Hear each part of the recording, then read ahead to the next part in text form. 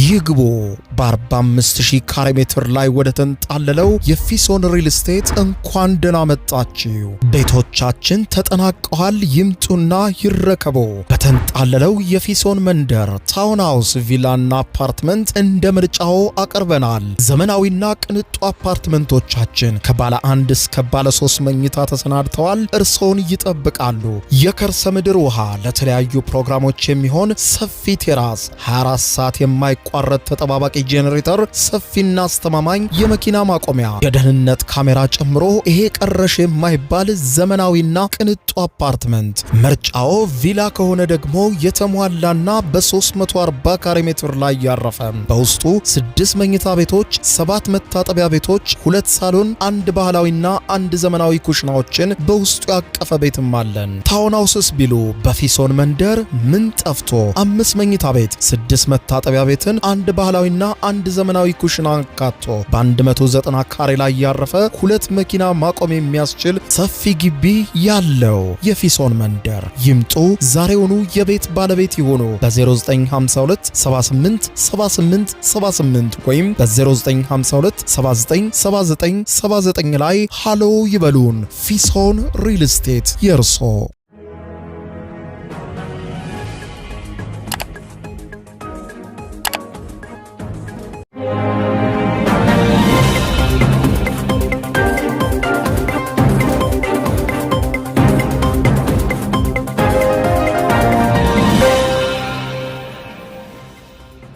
ጤና ይስጥልኝ ክቡራትና ክቡራን የዩቲዩብ ቻናል ቤተሰቦች፣ አሁን የተሰሙ ሰበር መረጃዎችን ይዤ ቀርብ ያለው። በርከት ያሉ መረጃዎች ዩቲዩብ ላይ በፍጥነት ሲጫኑ ቀድሞ ለእናንተ ማስታወቂያ መልእክት ወይም ኖቲፊኬሽን እንዲደርሷችሁና ታማኝ ፈጣን ወቅታዊ መረጃዎችን በየሰዓታቱ ልዩነት እንድትከታተሉ የዩቲዩብ ቻናሌን ሰብስክራይብ በማድረግ የደወል ምልክቷን መጫን አትዘንጉ።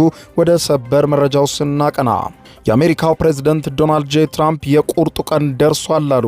ዛሬ በአሜሪካ አቆጣጠር ከምሽቱ 2 ሰዓት ድረስ ኢራን መልስ ካልሰጠችኝ ወደ ድንጋይ ዘመን መልሳታለሁ፣ የቁርጥ ቀኑ ላይ ቆሜያለሁ ብለዋል። ክለውም ኢራን ወደ ድንጋይ ዘመን ትመለሳለች ሲሉ ዝተዋል። የትራምፕን አሁን ሊነጋጋ ሲሉ የሰጧቸውን ዛቻ የቀለቀለ የማህበራዊ ሚዲያ መግለጫ በዝርዝር የማስደምጣችሁ ነው የሚሆነው። በሌላ በኩል ኢራን ለተሰነዘረባት ዛቻ እንደ ወትሮ ሁሉ ጠንከር ያለ ምላሽ የሰጠች ሲሆን ወደ ድንጋይ ዘመን እኛ ብቻ ሳይሆን የምንመለሰው መላው በስልጣኔ አበብኩ የሚለው የመካከለኛው ምስራቅ በሙሉ ተያይዞ ወደ ድንጋይ ዘመን ይመለሳል።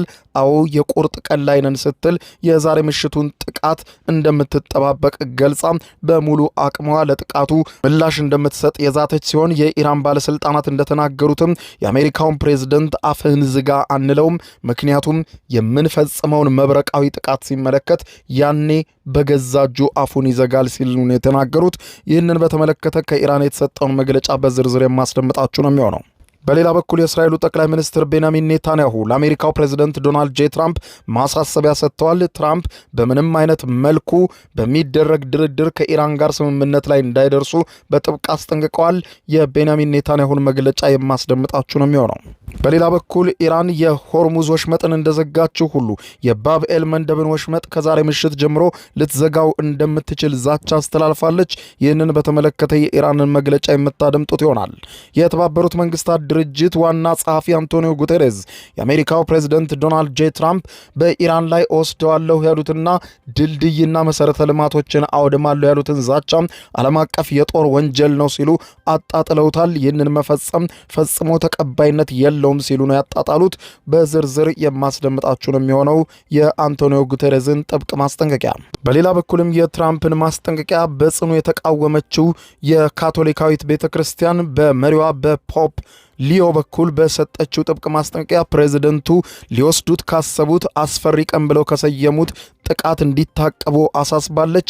ዝርዝር የካቶሊካዊት ቤተክርስቲያን መግለጫም የምታደምጡት ይሆናል። እስከ ፍጻሜ ቆዩ። ዝርዝር መረጃውን አድምጡ ግብዣይ ነው። ወደ መረጃዎቹ አለፍኩ። አብረን እንከታተለው። የአሜሪካው ፕሬዝዳንት ዶናልድ ጄ ትራምፕ ዛሬ የቁርጥ ቀን ነው ሲሉ ተናገሩ። በኢራን ላይ የሚያደርጉትን ዛቻ በየሰዓታቱ ልዩነት እያጠነከሩ የመጡት የአሜሪካው ፕሬዝዳንት ዶናልድ ጄ ትራምፕ ለማክሰኞ ምሽት ፈጽመዋለሁ ያሉትን ጥቃት በተመለከተ ሲናገሩ ዛሬ የቁርጥ ቀን ነው፣ ልክ እንደ ሌሎቹ ቀን ሁሉ ዛሬ ቀን አልገፋም፣ ተጨማሪ ቀንም ለኢራን አልሰጥም። ዛሬ ከምሽቱ 2 ሰዓት ጀምሮ ከባዱ ጥቃት ይመጣል። ስምምነት ላይ መድረስ በቀሪዎቹ ሰዓታት ለኢራን ግድ ነው ብለዋል። ነገር ግን እስካሁን ኢራኖች ስምምነት አልደረሱም። ያ የቁርጥ ቀን ደግሞ ዛሬ ነው። የቁርጧ ሰዓት ደግሞ እየመጣች ነው። ወደ መጨረሻ የሰዓት ገደብ ተጠግተናል። ከዚህ በኋላ ሰዓት ማራዘም የሚባል ነገር ለኢራን አይታሰብም ብለዋል። ኢራን የሆርሙዝን ወሽመጥ የማትከፍት ከሆነ አሜሪካ የኢራንን ድልድዮችና የኃይል ማመንጫዎች ሙሉ በሙሉ በማውደም መላ ሀገሪቷን በአንድ ምሽት እንደምታጠፋ ደግመው ዝተዋል። ይህንንም ማድረግ ባልወድም ግን እያወደምናት እንገኛለን በማለት ፕሬዝደንቱ በማህበራዊ ትስስር ገጻቸው የገለጹ ሲሆን ምንም እንኳን ዓለም አቀፍ ሕግጋት የሲቪል መሰረተ ልማቶችን ማጥቃት እንደ ዓለም አቀፍ የጦር ወንጀል ቢቆጥሩትም ነገር ግን እኔን የሚያስቆም ማን እንዳለ አሁን አያለው ሲሉ ተናግረዋል። አክለውም ፕሬዝደንቱ 4 ሰዓት ብቻ ነው የሚበቃኝ፣ ያ ቀነ ገደብ ካለፈ በ4 ሰዓት ውስጥ እንዴት ኢራንን ወደ ጨለማው ዘመን እንደመመልሳት ታያላችሁ ሲሉ ይዝተዋል።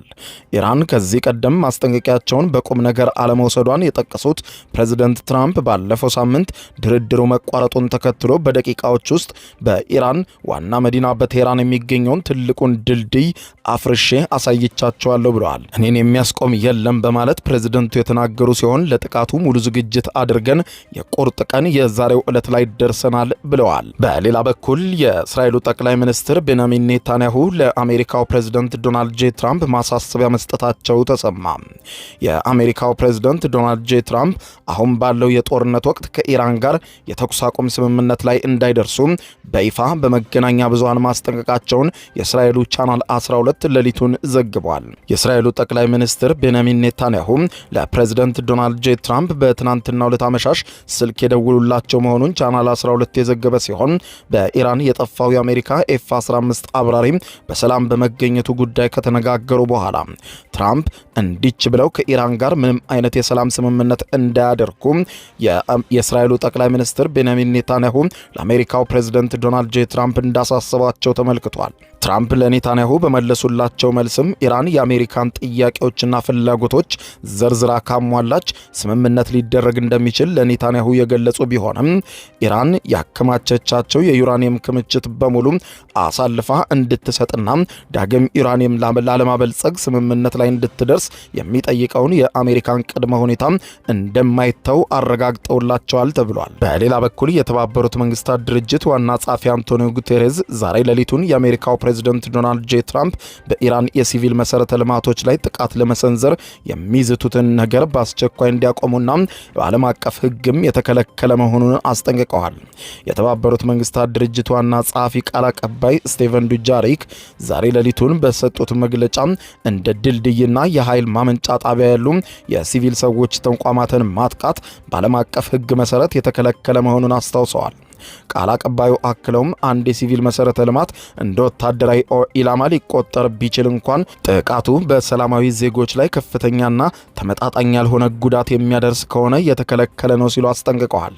ይህ የተባበሩት መንግስታት ድርጅት ማስጠንቀቂያ የተሰማው ፕሬዝደንት ዶናልድ ጄ ትራምፕ ኢራን የሆርሙዝ ሰርጥን ካልከፈተች በዛሬው ዕለት የቁርጥ ቀን በማለት ጠርተው በዚህ የቁርጥ ቀን ኢራንን እጅግ አስፈሪ በሆነ ሁኔታ እደበድባታለሁ፣ ድልድይና የኃይል ማመንጫዎቿን በሙሉ ወደ ድንጋይ ዘመን እመልሳቸዋለሁ የሚል ዛቻ በከፍተኛ ሁኔታ ካሰሙ ከሰዓታት በኋላ ነው። ኢራን ከአሜሪካው ፕሬዝደንት ዶናልድ ጄ ትራምፕ በኩል ለቀረበባት ጠንከር ያለ ዛቻ በሰጠችው ምላሽ የአሜሪካ ፕሬዝዳንት እንደሆነ ራሱን የሚገልጸው ትራምፕን አፍህን ዝጋ አንለውም፣ ምክንያቱም ዛሬ የቁርጥ ቀን ነው። የቁርጥ ቀን ብሎ ራሱ በሰየመው ሰዓት ላይ ጥቃቱን መፈጸም ሲጀምር አፉን የሚያዘጋውን ጥቃት ደግሞ እኛም ፈጽማለን ስትል ኢራን አስታውቃለች።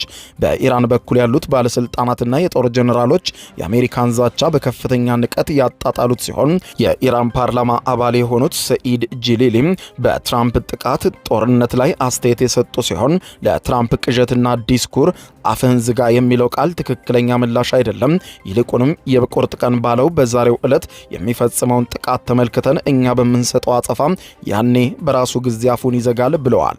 ትራምፕ ፕሬዝደንቱ በቀረው ሰዓታት ሁሉም ይበልጥ እንዲናገር ሊፈቀድለት ይገባል እንጂ አፍን ዝጋ ሊባል አይገባም ብለዋል። ምክንያቱም የአሜሪካ እውነተኛና አስቀያሚ ገጽታ ከትራምፕ ፍንዳታዎች በላይ አጋልጦ የሚያሳይ ምንም ነገር የለም በማለት በማህበራዊ ትስስር ገጻቸው በሰጡት ምላሽ ላይ አስፍረዋል።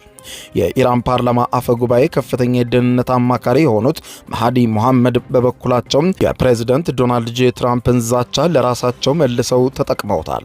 የአሜሪካው ፕሬዝደንት ዶናልድ ጄ ትራምፕ ለኢራን እጁን ለመስጠት ዛሬ የቁርጥ ቀን ላይ ደርሶ ጥቂት ሰዓታት ቀርቶታል ሲሉ አለበለዚያ ግን አጋሮቹን ወደ ድንጋይ ዘመን እመልሳቸዋለሁ በማለት መላው የመካከለኛው ምስራቅ አሁን ከሚታይበት ስልጣኔ ወደኋላ ወደ ድንጋይ ዘመን የሚመለስበት ጊዜ ቀርቧል ሲሉ በመካከለኛው ምስራቅ እኛ ስንወድም ዝም ብለን እንደማንመለከት ከዚህ ቀደም እንደተናገርነው ሁሉ በዛሬው ዕለት ሰርፕራይዝ የሆነ ከባድ ጥቃት በመካከለኛው ምስራቅ ሲፈጸም ታያላችሁ ብለዋል። አማካሪው አክለውም እኛ ወደ ኋላ አንመለስም፣ ኢራን ጦርነቱን በግልጽ አሸንፋለች፣ የምትቀበለውን ድሏን የሚያጸናና በቀጠናው ላይ አዲስ የደህንነት ስርዓት የሚፈጥር ማብቂያ ብቻ ነው ሲሉ ተናግረዋል። የኢራን ውጭ ጉዳይ ሚኒስትር ቃል አቀባይ ኢስማኤል ባጋኢ ለኢርና የዜና ወኪል በሰጡት ቃል ደግሞ አሜሪካውያን መንግስታቸው በኢራን ላይ እየፈጸመ ላለው የጥቃት ጦርነትና ታላቅ ግፍ ተጠያቂ እንዲያደርጉት ጥሪ አቅርበው የአሜሪካ ሕዝብ በስማቸው እየተፈጸመ ላለው ወንጀል መንግስታቸውን ተጠያቂ ማድረግ ይገባቸዋል ሲሉ ጠይቀዋል። የኳታሩ አልጀዚራ ከቴህራን እንደዘገበው ኢራናውያን የ45 ቀን ጊዜያዊ የተኩስ አቁምን ሙሉ በሙሉ ውድቅ ማድረጋቸውን ገልጿል። የኢራን ፍላጎት ለመላው የመካከለኛው ምስራቅ ቀጠና የሚሆን ዘላቂ የሰላም እቅድ እንጂ ጊዜያዊ የተኩስ አቁም አይደለም ብለዋል። በሌላ በኩል ኢራናውያኑ የወጣቶችና የስፖርት ምክትል ሚኒስትር አሊሬዛ ራሂሚ ወጣቶች አርቲስቶችና አትሌቶችን ጨምሮ መላው ኢራናውያን አሜሪካን በኃይል ማመንጫ ጣቢያዎች ላይ ያቀረበችውን የፈንጂ ጥቃት ዛቻ ለማውገዝ በዛሬው ዕለት ከማለዳው ጀምሮ በመላ አገሪቱ በሚገኙ የኃይል ማመንጫ ጣቢያዎች ዙሪያ በመገኘት የሰዎች ሰንሰለት እንዲፈጥሩና ጣቢያውን ከጥቃት እንዲታደጉ ጥሪ አቅርበዋል። ምክትል ሚኒስትሩ በማህበራዊ ትስስር ገጻቸው ባሰፈሩት መልእክት የህዝብ መሰረተ ልማቶችን ማጥቃት የጦር ወንጀል ነው የሚለውን ድምጻቸውን ለማሰማት እጅ ለእጅ ተያይዘው በጋራ እንቆማለን ሲሉም ተደምጠዋል። በዚህ እንዳለ ከዚህ ቀደም 5 ነጥቦችን የያዘ የመደራደሪያ ሐሳብ ቅድመ ሁኔታ አቅርባ የነበረችው ኢራን አሁን ላይ አሜሪካ ላቀረበችው የ15 ነጥቦች የመፍትሄ ሐሳብ የእሷንም ቅድመ ሁኔታ በ5 በማሳደግ በአጠቃላይ 10 አዲስ ነጥቦችንና ቅድመ ሁኔታዎችን ይዛ ለድርድር መቅረቧም ተዘግቧል። በቴህራን የሚገኘው ጋዜጠኛ መሐመድ ሻል እንደሚያስረዳው ከሆነ ኢራን ካቀረበቻቸው ቅድመ ሁኔታዎች መካከል በእሷ ላይ የተጣሉ ማዕቀቦች ሙሉ በሙሉ እንዲነሱ መጠየቋም ይገኝበታል። በተጨማሪም በዩራኒየም ማበልጸጊያ ዙሪያ ስምምነት ላይ ለመድረስ ፈቃደኛ መሆኗን የገለጸችው ኢራን ሆኖም ግን ይህ የዩራኒየም ጉዳይ ከጦርነቱ መጀመር በፊትም ሲነጋገሩበት የነበረ በመሆኑ አሁን በጦርነቱ ጫና ምክንያት የመጣ አዲስ አቋም እንዳልሆነም አብራርተዋል። ሌላኛው ዋነኛ የኢራን መደራደሪያ ጥያቄ የሆርሙዝ ባህረ ሰላጤ የትራፊክ ፍሰትን በተመለከተ ደህንነቱ ከዚህ በኋላ የተጠበቀ እንዲሆን አዲስ ፕሮቶኮል ማውጣት የሚለው ሲሆን ከዚሁ ጋር በተያያዘ ኢራን በጦርነቱ ምክንያት በመላ ሀገሪቱ የደረሰውን ውድመት መልሳ ለመገንባትና ለደረሰባት ኪሳራ ካሳ እንዲሆናት በባህረ ሰላጤው ላይ የማለፊያ ክፍያ እንድታስከፍል ሊፈቀድላት እንደሚገባም ጠይቃለች። ከዚህም ባሻገር ኢራን የምትፈልገው ጊዜያዊ የተኩስ አቁም ሳይሆን ጦርነቱን በዘላቂነት እንዲቋጭ እንዲሁም ይህ የጦርነት ማብቃት በሁሉም የቀጠናው ግንባሮች ሄዝቦላ፣ ሀውቲና ሌሎችም የኢራን አጋኖችን ባካተተ መልኩ እንዲፈጸም ነው ብላለች። ኢራን በእነዚህ መሰረታዊ ጥያቄዎች ላይ ምንም አይነት የድርድር መላላት እንደማታደርግ ያስታወቀች ሲሆን አሜሪካ ቢያንስ በመርህ ደረጃ 10 ጥያቄዎቿን ወይም አብዛኞቹን ለመቀበል ፈቃደኛ ካልሆነች በስተቀር ወደ ድርድር ጠረጴዛ ፈጽሞ ለመቀመጥ ፈቃደኛ እንዳልሆነች ኢራን ቁርጥ ያለ አቋሟን አስታውቃለች። በዚህ እንዳለ የኢራን ጥቃት በእስራኤል ላይ ያስከተለው ከፍተኛ የሆነ የኢኮኖሚ ኪሳራ ጉዳይ አነጋጋሪ ሆኗል። ባሳለፍነው አንድ ወር ብቻ ከኢራን ጋር እየተደረገ ያለው ጦርነት ለእስራኤል መንግስት ወደ 15 ቢሊዮን የአሜሪካን ዶላር ገደማ በላይ ወጪ ማስከተሉን የወጡ ሪፖርቶች ማመልከታቸውን መገናኛ ብዙሃን ዘግበዋል። በዌስት ባንክ የሚገኘው ጋዜጠኛ ኑር እንደዘገበው ከሆነ ጥቃቱ በእስራኤል የኢኮኖሚና ወታደራዊ ተቋማት ላይ ከፍተኛ ጉዳት እንዳደረሰ ገልጿል።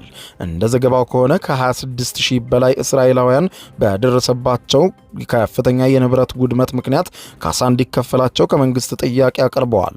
ይህ ቁጥር አነስተኛ ጉዳት የደረሰባቸውና በቀጥታ በሌላ የአሰራር ሂደት የሚስተናገዱትን አያካትትም ብሏል። በተጨማሪም በኢራን ሚሳኤል ጥቃት ምክንያት በርካታ ህንፃዎች ዳግም ለጥቅም እንዳይውሉ ተደርጎ በከፍተኛ ሁኔታ መፍረሳቸውም ተዘግቧል። እስራኤል ከጦርነቱ ጋር በተያያዘ የሚወጡ መረጃዎች ላይ ከፍተኛ የሆነ ክትትልና ቁጥጥር እያደረገች መሆኑም ተዘግቧል። በሌላ በኩል ጦርነቱ በመላው ቀጠና በከፍተኛ ሁኔታ ተቀጣጥሎ የቀጠለ ሲሆን የየመኑ የሃውቲ ኃይሎች ከኢራንና ከሂዝቦላ ጋር በመቀናጀት በእስራኤል ደቡባዊ ከተማ ኤላት ላይ ከፍተኛ የሆነ ጥቃት ማድረሳቸው በመገናኛ ብዙሃን ተዘግቧል። ጥቃቱ እንደሚቀጥል የተነገረ ሲሆን የኢራን ኃይሎች ምሽቱን እንዳስታወቁት ከሆነ ጥቃቱ በዚህ የሚቀጥል ከሆነ ምሽቱን የሚፈጠረውን አይተን የሆርሙዝ ሰርጥን እንደዘጋ ነው ሁሉም የባብኤል መንደብ ወሽመጥን ለመዝጋት እንገደዳለን ሲሉ ነው ኢራኖች መግለጫ የሰጡት። ይህ የኢራን ዛቻ የመጣው የአሜሪካው ፕሬዝዳንት ዶናልድ ጄ ትራምፕ በኢራን ላይ ውድመት እንደሚያደርሱ ከዛቱ በኋላ ነው። ኢራን የዘጋቸውን የሆርሙዝ ሰርጥን እንድትከፍት በከባድ ቃል ማስጠንቀቂያ የተላለፈላት ሲሆን እንኳን የሆርሙዝ ሰርጥን ልከፍት ቀርቶ ክፍት ያለውን የባብኤል መንደብን ወሽመጥም ሙሉ በሙሉ እዘጋዋለሁ ብላለች። ትራምፕ በስድብ ጭምር በቀላቀለም ለሀገሪቱ መሪዎች ባስተላለፉት መልእክት ገሃነም ይከፈታል ቢሉም እኛም ገሃነምን የመክፈት አቅም አለን የሚል አቻ መልስ እየሰጠች የምትገኘው ኢራን እስቲ እናንተ ጥቃቱን ሞክሩት፣ አይደለም ሆርሙዝ ሊከፈት የባብኤል መንደብን ልንዘጋ ጫፍ ደርሰናል ስትል ገልጻለች።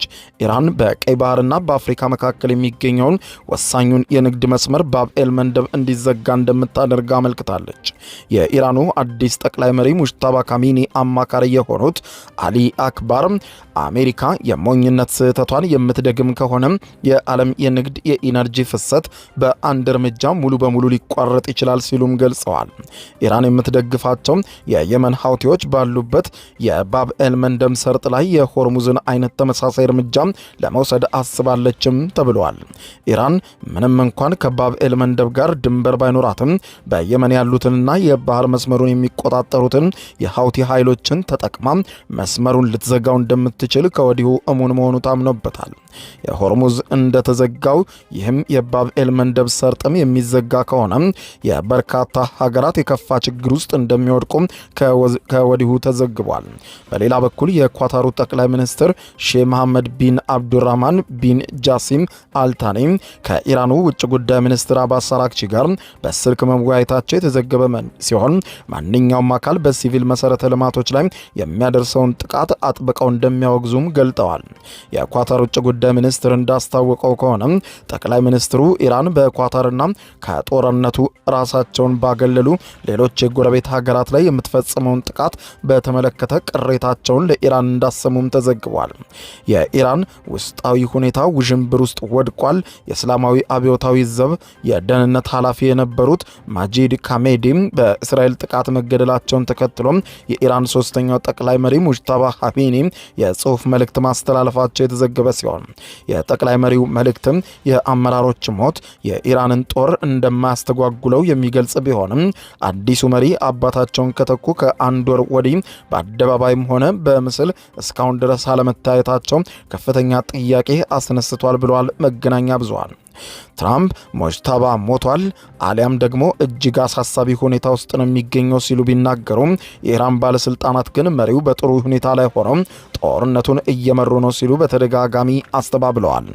በመጨረሻም ጦርነቱ የዋሽንግተን የውስጥ ፖለቲካና የሃይማኖት ተቋማትንም እያናወጠ ይገኛል። የዲሞክራቲክ ፓርቲ የህዝብ ተወካዮች ምክር ቤት አባል የሆኑት ትውልደ ኢራናዊቷ አሜሪካዊት ያሳሚን አንሳሪ በመከላከያ ሚኒስትሩ ፒት ሄግሴት ላይ የክስ መመስረቻ አንቀጾችን በሚቀጥለው ሳምንታት እንደሚያቀርቡ አስታውቀዋል። አንሳሪ እንደሚሉት ከሆነ ሄግሴት የአሜሪካ ወታደሮች ህይወት አደጋ ላይ ጥለዋል፣ ቃለ መሐላቸውንም ጥሰዋል፣ እንዲሁም ጦር ወንጀል ድርጊትም ተሳትፈዋል በሚል ክስ ሊነሱባቸው ይገባልም ብለዋል። ከዚህም አልፎ አንሳሪ ፕሬዝዳንት ትራምፕ በኢራን ላይ የሚያስተላልፏቸውን የእብደት መግለጫዎች በተለይም በእሁዱ የፋሲካ በዓል ላይ ያስተላለፉት ጸያፍ ዛቻን በመጥቀስ የሚኒስትሩን ምክር ቤት 25ኛውን የህገ መንግስት ማሻሻያ ተጠቅመው ትራምፕን ሙሉ በሙሉ ከስልጣን እንዲያወርዳቸው ጥሪ አቅርበዋል። ምንም እንኳን ይህ የክስ ሙከራ በሪፐብሊካኖች ቁጥጥር ስር ባለው ምክር ቤት ሳካት እድሉ እጅግ ጠባብ ቢሆንም የጦርነቱን የፖለቲካ አቅጣጫና ጫና ግን በግልጽ የሚያሳይ ነው ተብሏል።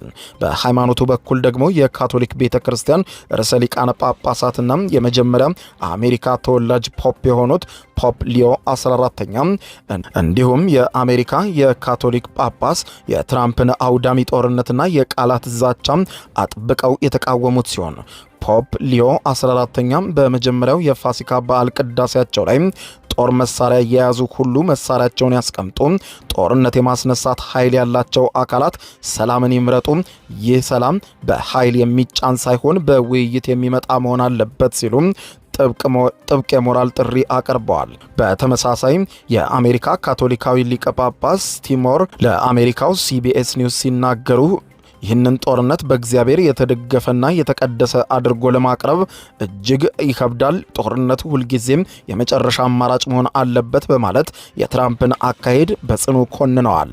የዋይት ሃውስ ቃል አቀባይ ካሮላይን ሌቪት ደግሞ በበኩላቸው የጦር መሪዎችና ወታደሮች በፈተና ወቅት መጸለያቸው ታሪካዊ መሆኑን ጠቅሰው የትራምፕን አስተዳደር ተከላክለው የምናደርገው ጦርነት ለህልውናችን ስንል በመሆኑ የሃይማኖት መሪዎችን አስተያየት አንቀበልም ሲሉ ተደምጠዋል።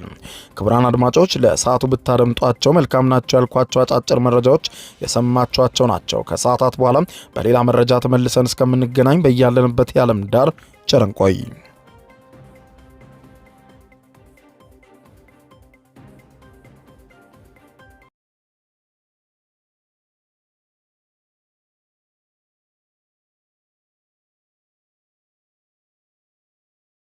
የዩቲዩብ የስኬት ሚስጥሮችን በዝርዝር የያዘው የአቤል ብርሃኑ የወይኗ ልጅ መጽሐፍ ሁለተኛ እትም በገበያ ላይ። ዩቲዩብ ለመጀመር በአጭር ጊዜ ስኬትን ለመቀዳጀት አስበዋል? ዩቲዩብ ብጀምር ስንት ብር አገኘሁም ብሎ አስበዋል? እንግዲያውስ በዩቲዩብ 2 የወርቅ 3 የብር ሽልማቶችን ያገኘው የአቤል ብርሃኑ የወይኗ ልጅ የዩቲዩብ ሚስጥሮች መጽሐፍ በዝርዝር ሁሉንም ያብራራሉታል። ዛሬውኑ ገዝተው ህልሞን እውን የሚያደርጉበትን የዩቲዩብ የስኬት መንገድ ይጀምሩ። በሀገር ቤት አከፋፋይ አዲስ አበባ ሜክሲኮ ኮሜርስ መጽሐፍት መደብር። በውጭ ሀገራት ለምትገኙ ከአማዞን ላይ ብታዙ በቀናት ውስጥ ደጁ ይደርሳል። የአማዞን ሊንኩን እዚህ ቪዲዮ ኮሜንት ላይ ያገኙታል። የዩቲዩብ ሚስጥሮች ዘመኑ ጋር ተፈላጊ መጽሐፍ።